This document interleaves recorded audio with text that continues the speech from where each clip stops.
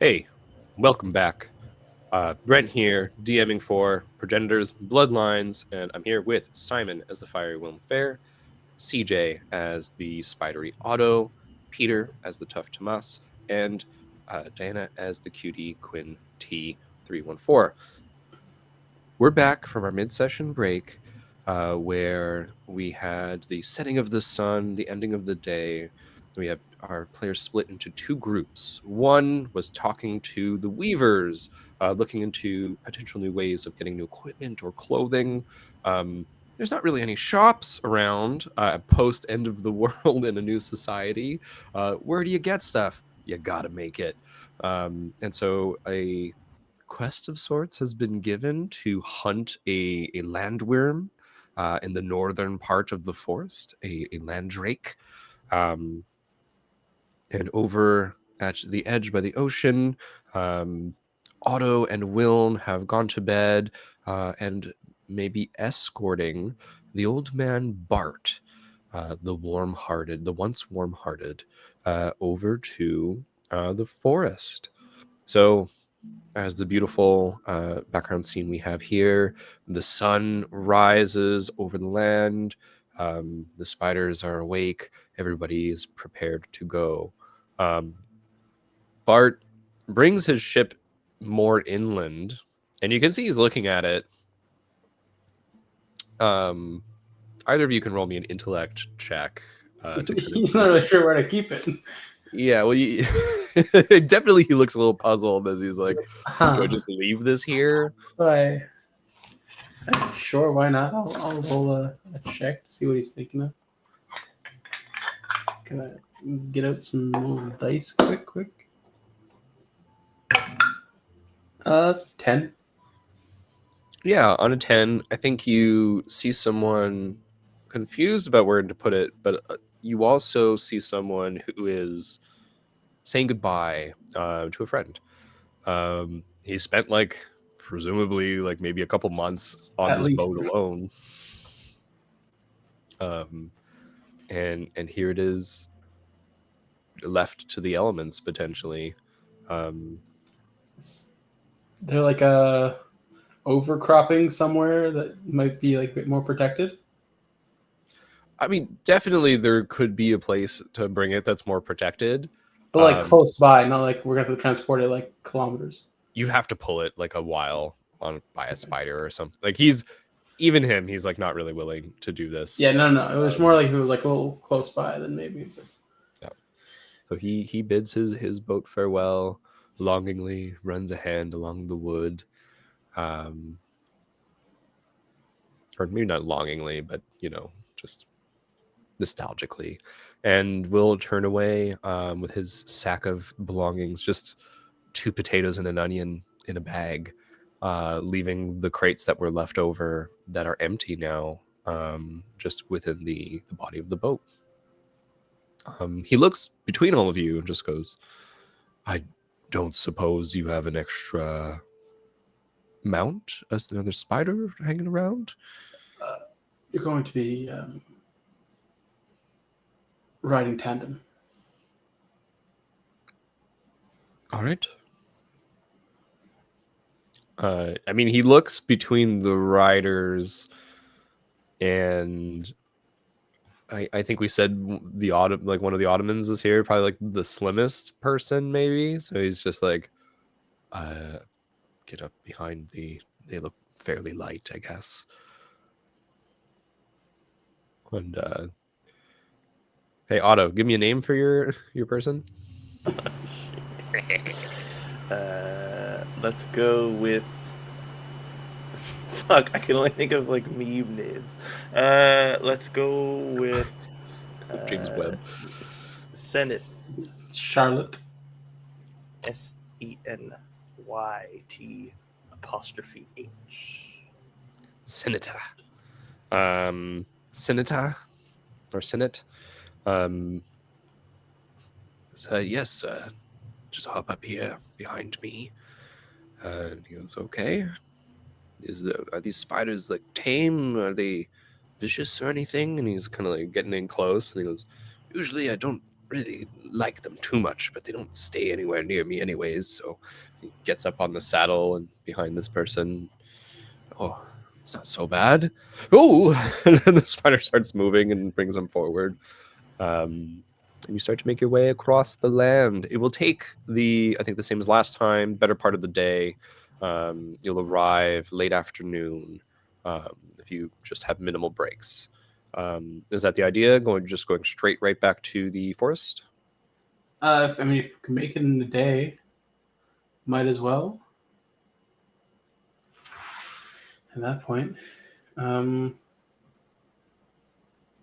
but I do want to speak to him. Absolutely. I mean, like midday, if you guys stop, just to have a little bit of food, and take a break, everyone goes to the bathroom and whatnot. Rest the spiders a little bit so that they're, well rested for the second part of the journey. I think you come up to Bart and he's just eating a raw potato. But as you get closer, you notice that it's not that he's eating a raw potato. He steamed it without a fire or anything. So he's eating what is now kind of a cold steamed potato, again with his little like spice on it that he put, his little blend. He just puts like a little bit.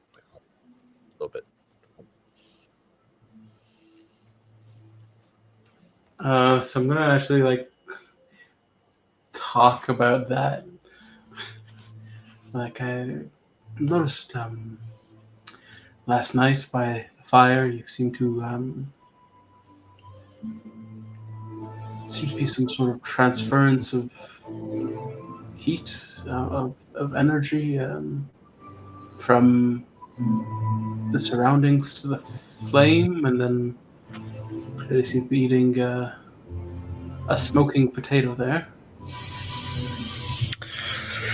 Well, literally, I think steaming, not quite smoke. You understand? It's big differences in the faith, but yes, I have.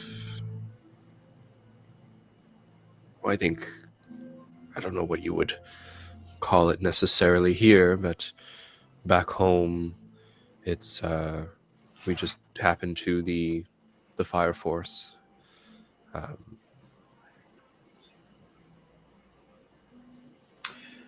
And this fire force, is this a gift of a mutation? You said you had mentioned that you were not,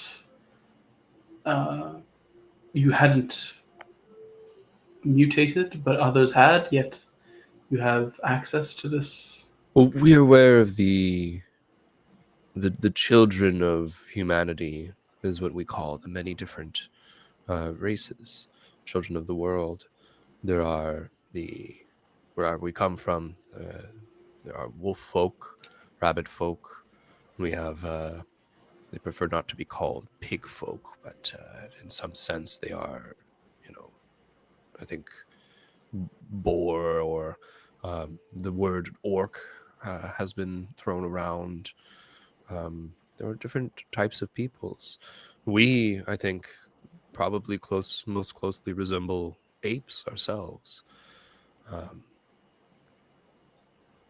Although I have seen there is a gorilla man. He's got this golden fur, something to behold. Strong as anyone I've ever seen. But it seems like the energies that people are able to tap into is not necessarily tied to their specific mutation. But the purifying flame believes that all of those who have an affinity for flame and display that property in the energies that they produce tap into the fire force. It is shared among all. So, any race of humanity or children of humanity can tap into this force? Is what you're... I wouldn't say anyone. No, there are those who have a natural proclivity to be able to tap into it. Myself, I seem to be rather gifted, seeing as I was one of the named saints. That's why I was The the warm. warm-hearted. Yes. I see. So that was not just a moniker of character, but a moniker of station. Yes. And he, again, like you see like the potato is cooled, and he'll look at it and it just starts to steam again. And he says, each of the Scorched Saints, their moniker, their appellation has to do with what their ability is, and how they may draw from the fire force to perform it. My particular ability, being the warm-hearted, is that I am able to transfer heat. I'm able to move it around. It's more of an internally affecting kind of energy than external. A subtle heat, a warmth from inside. Not quite producing flame, but allowing for the transference of heat from one object to another,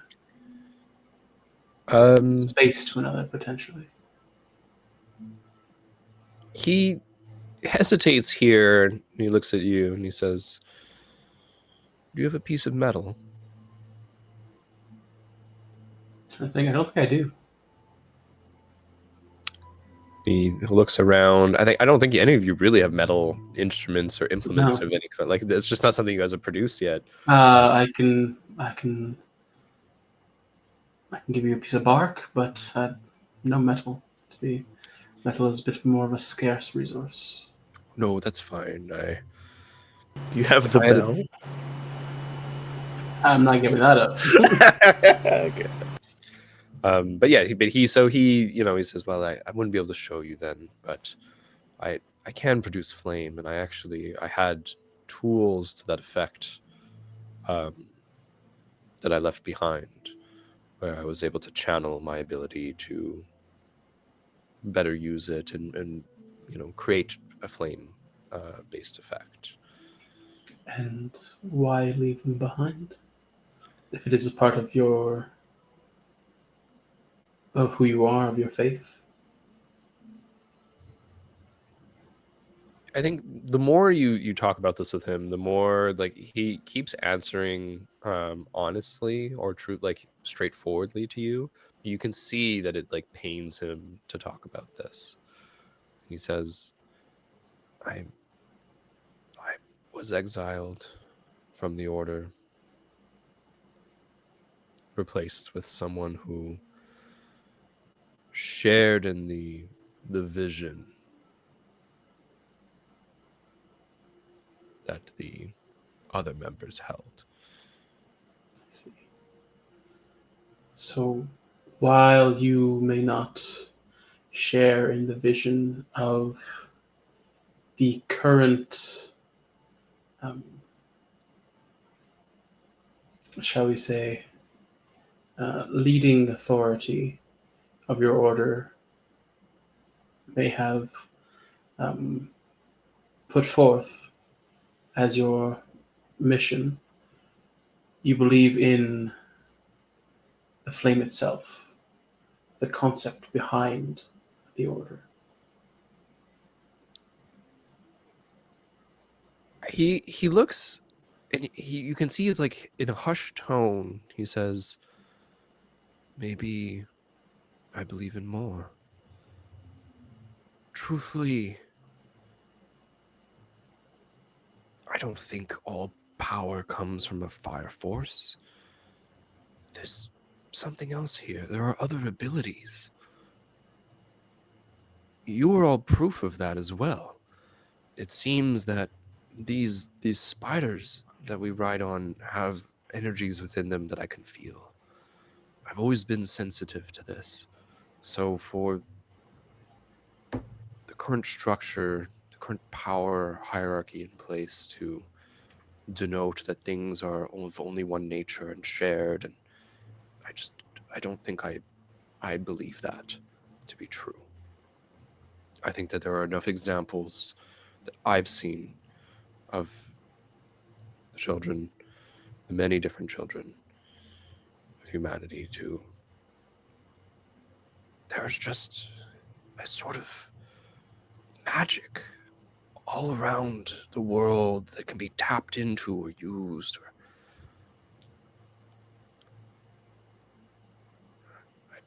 Maybe I'm a little, I don't know if you have any of that here.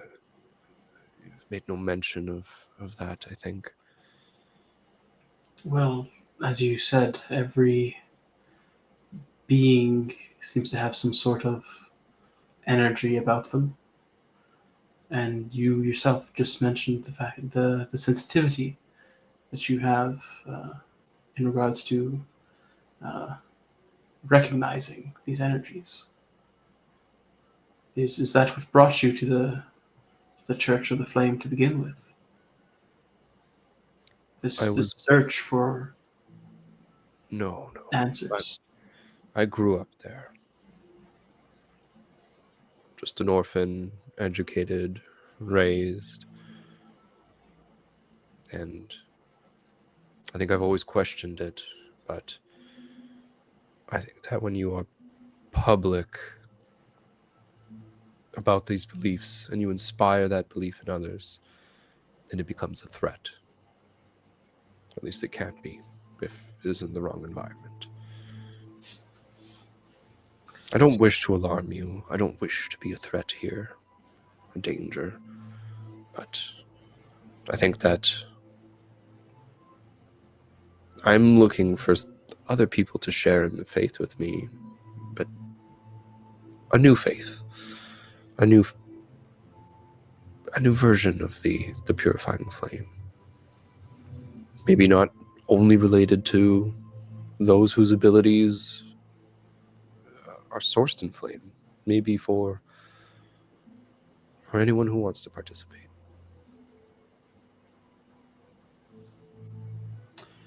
That's quite a goal. And forgive me for saying so, but also quite a risk to take as someone who has been exiled and then decides to set upon a pilgrimage of what must have been months with just barely a dinghy and a few boxes of supplies and faith to undergo. Faith conquers all. And I think you see Johnny kind of like waving, like time to head out. Breaks over.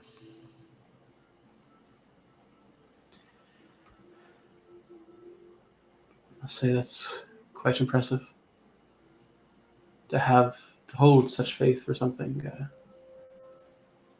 that seemingly shunned you. I wasn't given this power by the church. I was born with it. So perhaps there's a reason for that. And I have a role, a part to play somewhere. Perhaps indeed.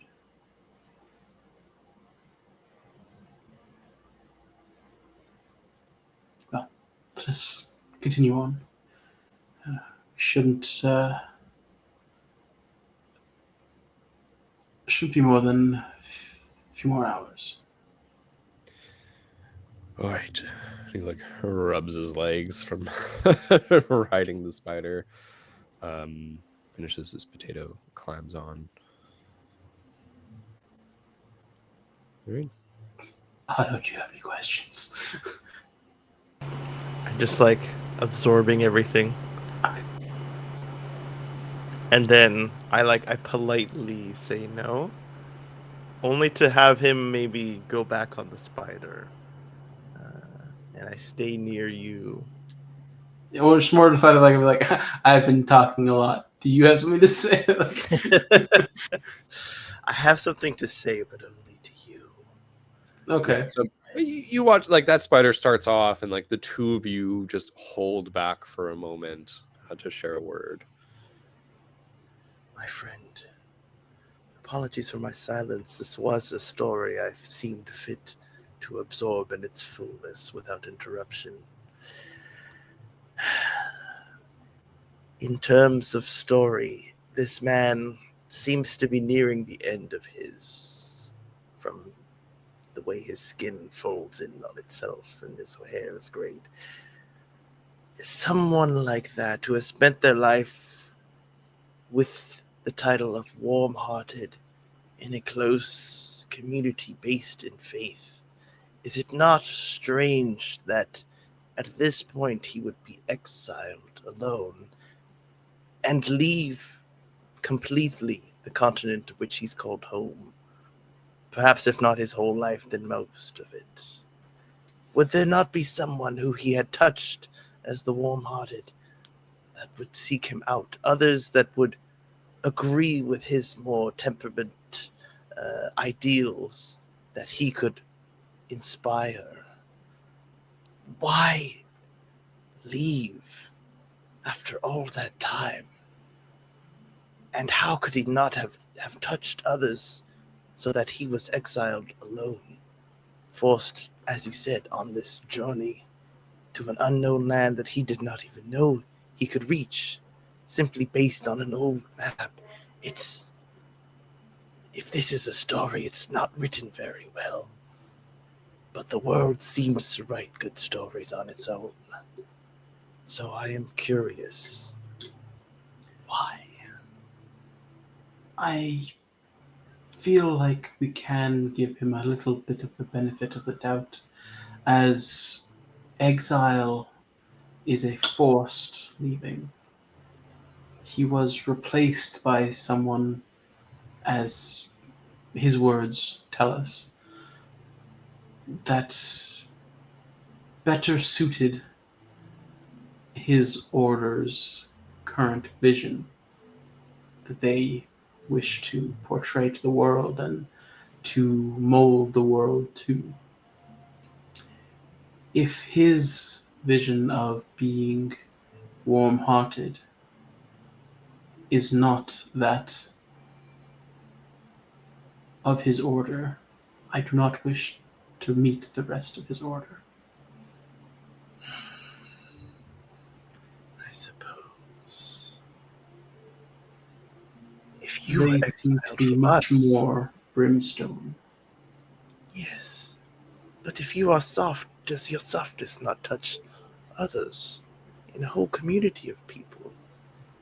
Surely if you had left us in exile after years, and we had all agreed on something that you did not, one of your people would join you. Somebody would be looking for you. Someone would agree with your temperament. Perhaps not Johnny, but someone else. Yet he speaks none of this. Perhaps we can poke it out of him if it is there. It may be that, again, I attempt to see his side of things, to potentially, it may not be true, these assumptions that I am making, but if he was forcibly evicted from his order, it may be that his vision of things, his way with the people, was expressly stamped out, and harboring him might have brought further harm to those that sympathized with him. This may not be true, Yes. but hearing of people that believe, people called the Scorched Saints, that believe that ash is salvation, makes me think that They might be rather brutal to those that may not share their way of seeing things. And I'm cautious to let someone spread a faith that would lead to such a thing without our eyes on him. I've cautioned the others to keep our abilities to ourselves. If we have a chance, we should speak to the other two first and let them know. But maybe we should keep someone, a guide, with him to just keep an eye on things. I think I know just the person. See Johnny like on the crest of a hill far away, just like, come on. I mean, I feel like we're still like moving. We're just like we're at the back of the pack. Well, I had said you guys had like stopped to have this kind of like quick word. I feel like we can. I mean, I feel like it shouldn't be too hard to like have a conversation where like they're like in the front of the pack and we're kind of just like behind on the spiders. Yeah. Well, the spiders move quick, so. Right, but like a bit less fast than the others in the front. Sure. So you're going slow, but Johnny's still like, come on. Yeah, like, they're going at like a canter. We're going at a trot. You know. We'll continue this later. Right. It seems that Johnny is impatient to get home. How is the weather out here, by the way? Actually, like, I've been meaning to ask, but like, because I know it's like controlled within the bubble of Valeth's forest, but like, how is it outside? Is it like that's a colder? Like, great question. I believe we had ended the last year, and so this would be like spring. It's a bit cool, but sunny. There's a lot of like flowers and like pollination, like insects going on. I think that you've had good weather so far. You see clouds rolling in for like a rain. Like it's just that kind of season of like things have thawed and it's windy and a bit rainy. okay, but there is evidence of seasons having passed. Yes, absolutely. Okay, we're not in like an area where like there might have been like some, again, further controlled climate. No. I think like really the Great Forest, like maybe that effect is just past its borders as well. But this island is bigger than that forest, right? Like there's all these edges and the shoreline where you were, and like there's evidence of no, for sure, like this is a as normal as you think it could be a spring. Like what is it elsewhere? You haven't seen, but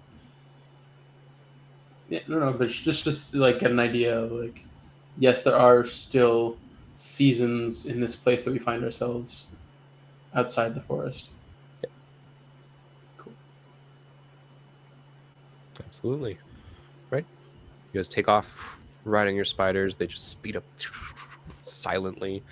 Just the rustling of grass as you all make your way towards the forest. In the forest, we have a new day. Tomas, you wake up, just stretching. You have Zelkarith with you. You have the Hound with you. You go, and I think you start to go through your morning routine. Quinn. Yes. You slept restlessly, tossing, turning, flashes, just like flickering flames behind your eyes. And I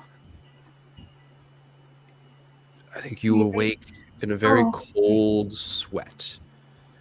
Something has happened somewhere. You've had a dream. Okay. A nightmare? I would like to tempt you or as some sort of a nightmare. I think as you sit there, you sit up and you try to remember. I will tempt you as the doomed to receive. So for an XP, All you know, I will give you only a little bit of information. If you forego the XP, you will like receive more of this nightmare, basically, but it won't put you ahead. If I use an EXP, or for an EXP, I'll get more nightmares. Basically, what I'm saying is that if I'll give you an XP, but I'm only going to give you limited information if I do. Oh. If I don't give you the XP, then you get the full thing. I'm gonna hold on to the XP. Give me the full thing. Okay, perfect. So I don't give you anything extra, but that means that as a result, you sit there and you close your eyes and you think about this, and it's a little bit draining as all of a sudden you get this memory of what happened last night, and those flickering flames solidify into you're running. And as you're running, there's ash like snow falling all around you. You trip and fall. Your arms are splattered with all of this just ashy gunk. It's like wet. And you're getting up and you look beside you, and there's your daughter, and her face smeared with blood and ash. She's wearing some sort of a locket, and you grab her hand and you keep running. And as you grab her hand and look behind you, you see this like bright red and orange glow behind you that seems to be growing brighter and bigger, and it's catching up. You feel that fear inside as you run and you run and you run away. Hold on. I need to find...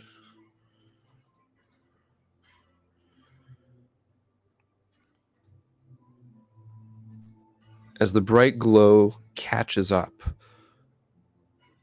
your daughter's back is turned to look as well.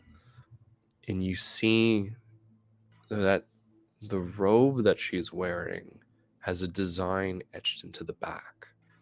And I would like for you to describe to me what the symbol of Seraph Station looked like as you see it embroidered into the clothing. Interesting. I guess it would just be like two wings and a star instead of a halo. Like kind of like two wings on the back, and then right above it's like a star. Okay. Then you see this winged symbol with the star etched into the fabric, stained, bloodied. But the vision shifts, right? Just looking upwards from that piece of fabric on the back of this girl to that bright, bright light that grew so bright that you can see nothing else. And that was the end of the dream. Oh god, that was terrifying. Oh, okay. I'm not one for superstitions. This didn't feel right. Maitland kicks kicks into the tent, is like, super what? And brings you like a tray of like bacon and eggs. Oh, mate, you have no idea how badly I needed this. I'm trying to follow my emotions. Okay. Yeah, I take on the eggs and the bacon. I just had a nightmare. It's okay. I'll be fine.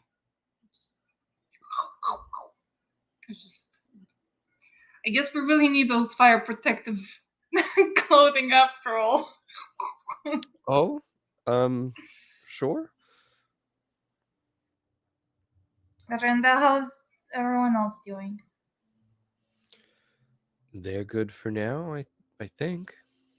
I'll go check, I guess. Why, did you have like some sort of a vision? I don't know if it's a vision necessarily. It felt like maybe a possible future path, but one that I hope we don't ever have to deal with. Yeah, and I think as the doomed, you feel that impending sense of doom. Like, there's something very real about this. But it's enough about me. I think it would be better to just distract myself with something.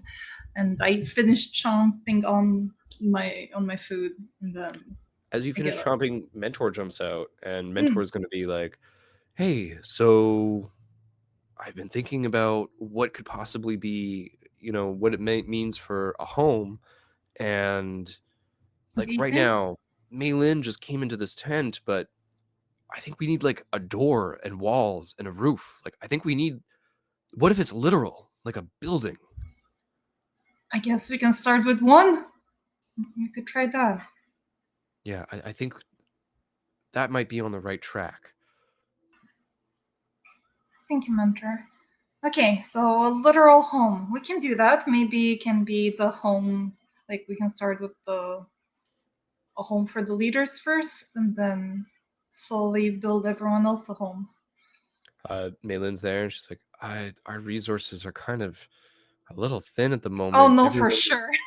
busy doing. We're gonna have to talk with the other leaders about where we want to put resources. Mm-hmm. But it will come, because if we do that, there's more that we're going to find out from Mentor. And I look at him hopeful. All right, Mentor's More like, guidance. you and me both. I don't know what I don't know. Well, there's a reason that was encoded in you, Mentor. It's like give him a little pat on the back. You could go to like pass through him a little bit, but you do it. He's like, I really hope there was, because we are like a whole year later and we've had no answers, and I'm starting to wonder why this was done this way. It's a good question. I guess it's just all part of our adventure. Whether we understand it or not, we just gotta go with it. That's okay. But yeah, resources. We need to figure out how we can get our hands on all of this. We're gonna have to be able to better separate our people onto the right tasks. But for now, let's go out and about and see how the rest are doing. So you finish up your breakfast, get up, get out and about. I think you see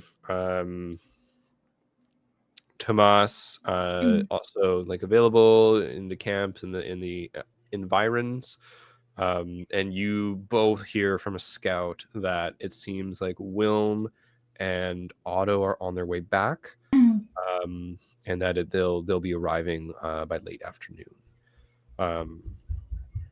I think, is there anything in particular you guys want to do? Otherwise, we'll fast forward time a little bit, and Will and Otto will arrive. I don't mind fast forwarding, so Yeah. we're all together. Meet up with the boys. Yeah, so you guys take care of your, I think, like your normal like daily tasks, telling people what to do, going around, checking on the status of things. There's like a dispute, somebody broke somebody else's like bed that they had made. No. So you put them to work, rebuilding it, and yeah, before you know it, it's already the afternoon. It's after lunch. And Otto and Will are arriving, probably actually more towards dinner time.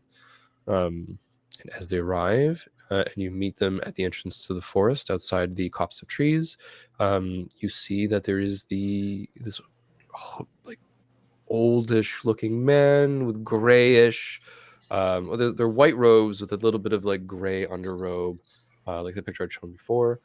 Very dirty looking. He's got no footwear on. Kind of a little bit of an unkept beard, as it looks like the wind has like really stirred his hair up on the way back. And as he approaches the forest, he touches his feet to the ground, and all of you smell something burning. And he looks alarmed as he turns his head and nearby there looks like basically a withered tree, like it had been struck by lightning.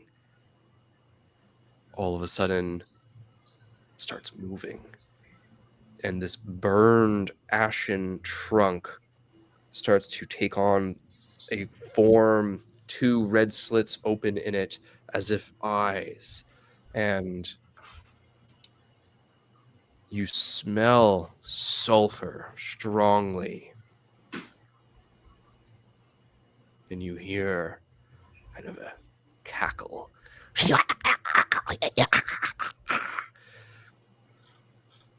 And he whips around and looks at Otto and goes, "Is that normal?" Was that there? No. Was that what? Was that there when we left? Yeah, I mean, it could have been like anything, like just like some random tree that got hit by lightning. But that wouldn't have happened in Valeth's forest. This is you're outside the forest realm. Tomas and Quinn came to meet you guys as you arrived, so you have not quite entered the forest at all. Okay, so this is still outside the barrier. No. Is it looking at him by any chance? It is now like walking towards just the group of you, and it seems to be like walking like kind of weird, and it almost like the claw-like hands with these like, it starts to have a mouth as the trunk tears open into like these gnashing barky teeth as it comes forward. And it only started like animating once his feet touched the ground. Nobody else's? It did. I'm gonna rush between everybody in the tree with the drill hound. All right. Gonna talk to Bart and be like, it seems to have become animated in response to your presence. I haven't done anything. I swear. All I did was just get off the spider. Do you have some token, perhaps, of your order that might not be yours? He just like feel like he's like, no, I don't. I was given nothing except the robes on my back. Even I was left without food, water, or any sort of navigational instruments. What I had was actually kind of smuggled to me. Okay, because that has never happened before. You look over and you see the tree is like literally trying to bite into Tomas. Tomas, do you want to roll me a might defense? Sure. Attack you? Do not mind. Continue your conversation. I rolled a natural 1. Tomas holds like his arm up, just like, oh yeah, it's just like a tree, and it bites down on you. And in that moment, you see, just like Hudson, there's something inside the tree, wearing the tree. And as it bites into your arm, you are going to take 6 damage. This is a heavy attack as needle-like teeth enter into your arm, and it grapples you. And as you start waving your arm around, there's like this tree thing now attached to it that's not letting go. The drill hound immediately like attacks it. You see that it drills off some of the bark. Zelkarith is here. Just you see, instead of attacking, he just turns to you, and you get that message in your mind, that hiss of like, what would you like me to do? Just chop it into pieces, please. My arm. Yeah, and he jumps, hits the tree again, and it's a lot more of the bark comes off, and you see something wriggle further into the tree. Now it's just like a half a log attached to your arm as you're waving it here. It's your turn. Is there anything that you would like to do in this moment to this tree that is biting your arm? Well, so is it like the piece of bark is stuck in my arm? Is it still trying to clasp? Like, does it seem like it's moving independently of the main tree section? This is all that, like, it's like a hunk of wood that was the mouth and eye piece, and like the arms and like legs of this thing have been destroyed by Zalkarith and the Hound. Oh, I see. So that's all that's left is what's on That's my all arm. that's left is what's grappled onto your arm. Okay, yeah. I'm gonna try and reach under the wood and bark or inside of it to see if I can grab whatever's inside of it. All right, roll me a might roll. Just okay. I will use effort. All right, 7. a 7 does it. And as you use your effort and plunge your hand through the bark, you get to something that is inside and clasp it, and you hear like a strangled like as whatever you grab, basically like it opens its mouth to make this pain sound, and you're able to take it off your arm, and then using that hand, grab the bark and unsheath it from whatever this is. You're looking at a bruised, purplish, lumpy sphere. It has 3 eyes sticking on it and 4 little tendrils that have some sort of like, not fingers, but like other mini tentacles along it. It has very sharp teeth and kind of like a sucker-like looking mouth, but even that mouth seems to be able to contort and shift into something that was big enough to, mimic the tree and bite into your arm. And as you're holding this squelchy ball of nasty, what would you like to do? Because now, like, you have this thing, I think, fully in your grasp on that roll. Yeah, I kind of just like present it out and go, "What is it?"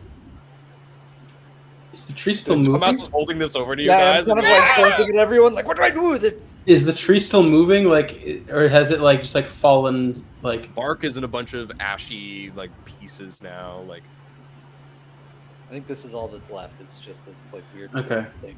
I don't know. Did Maybe it the look parasite like it's burning the tree? Like the bark? do you want to like investigate the bark in this moment? Well, not really. I just want to know, like, because there was like you had mentioned like a smell of burning. I don't know if anyone else. Yeah, like the sulfur and Oh, stuff. that smell of sulfur is way more powerful now that you've taken it out of the tree. It's definitely coming from this thing. Okay. It stinks like fart, like Oh. so bad. So the hound What is it? leaves. The hound is like walking away. Like, I need to not be here Yeah. right now as you're holding this farty, nasty ball. We'll burn it.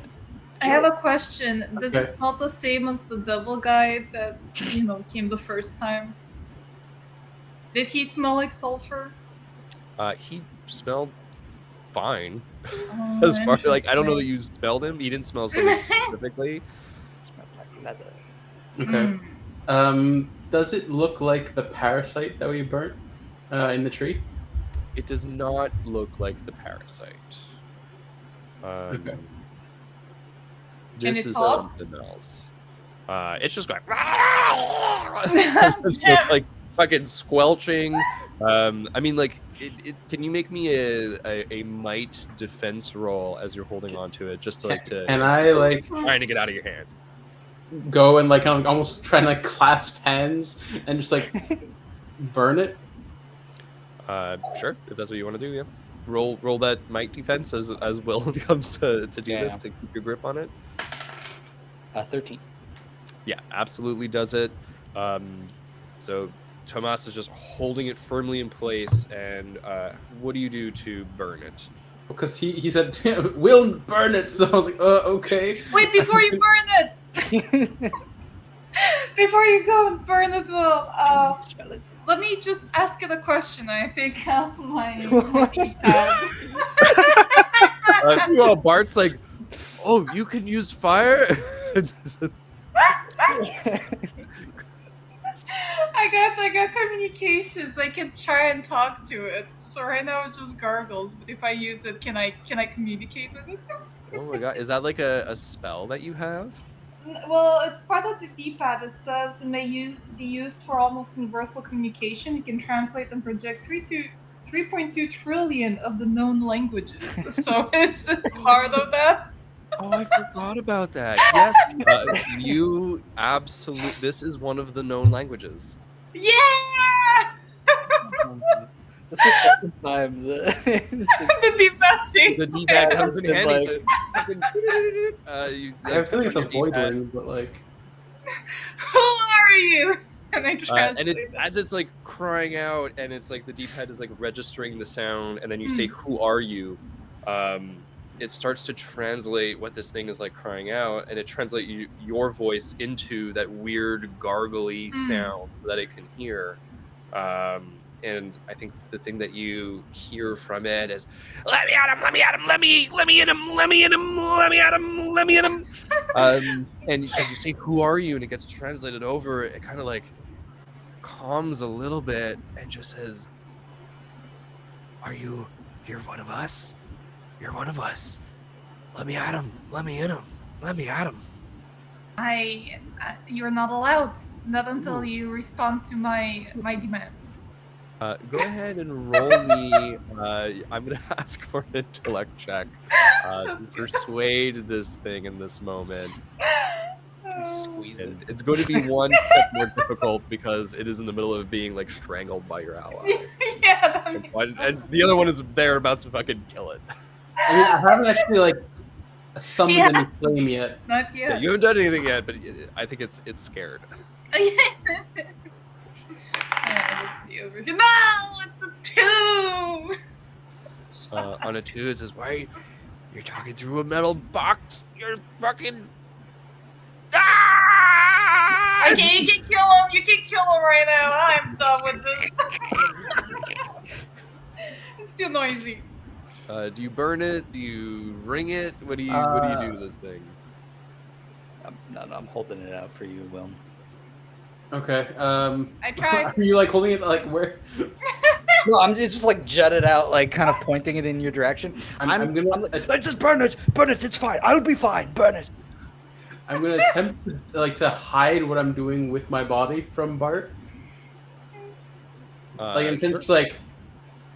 like have my back to him as I like my hand forward and like summon the flame for onslaught. Okay.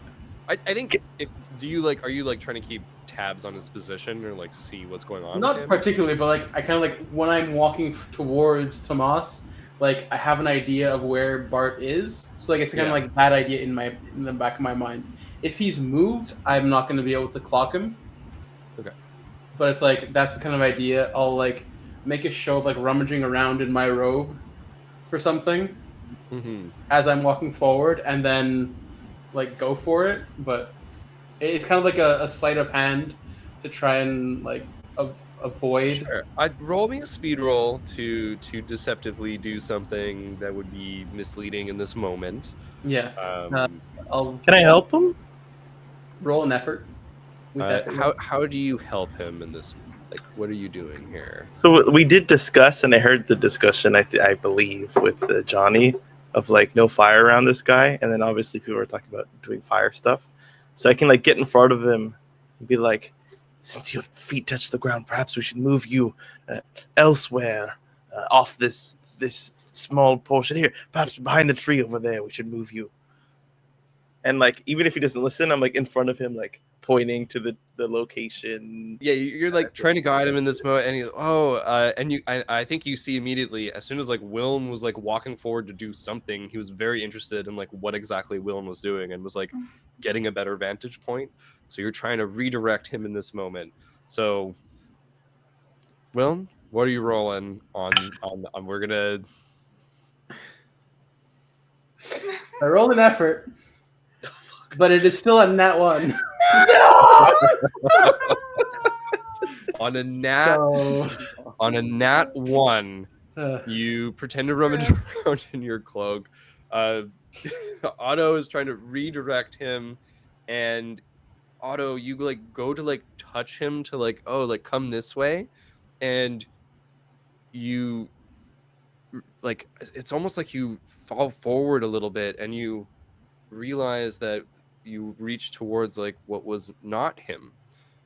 It was almost like an after image as he kind of like pivots out of the way, and he is looking directly at what Wilm is doing to flame this demon in this moment. And Quinn, the last thing this demon says as it locks eye on him, it just goes, "He's vulnerable!" and catches flame and dies. And that's all for this episode of Dimensionauts Progenitors Bloodlines. Tune in 2 Tuesdays from now to see what happens next. Thank you all for playing. Thank you all at home for watching. We will award XP on camera this time. I've been forgetting. Yes. But today, I'm giving 2 XP to the party to divide as you choose for this encounter and for all the excellent roleplay. Shit. 2. I mean, we can give it to Wilm and to Otto for learning about the flames, getting some lorddom on them. I don't mind that. Yeah, and At they least weren't. one per They group. didn't really play last week, so That's the true. last session, last week, last session, last Yeah. month. Last month. In that case, I feel like It it's is only fair. appreciated. Thank you. yeah, thank you. I'll take. And that way you'll have an XP to reroll on that one if you need. I feel like it's so fitting though. I didn't want to. Yeah, I Like- get that. Of course, like after all this secrecy, all this like trying to hide, know, like, I'm it just in the worst way, it just gets shown. Spilled the beans. Shown directly. Yeah. Alrighty. Mhm. Well, I think with that, we're all done. Remember, if you're watching home, you can find us on YouTube, Instagram, TikTok at TheHexagonTTRPG. Please go take a look at our Discord if you haven't already, and send out some messages and check in with everybody. We'd be happy to have you. But other than that, good night, everybody. We're the Hexagon, and we're Hexagon. Bye-bye. Bye bye. Good night. Ciao.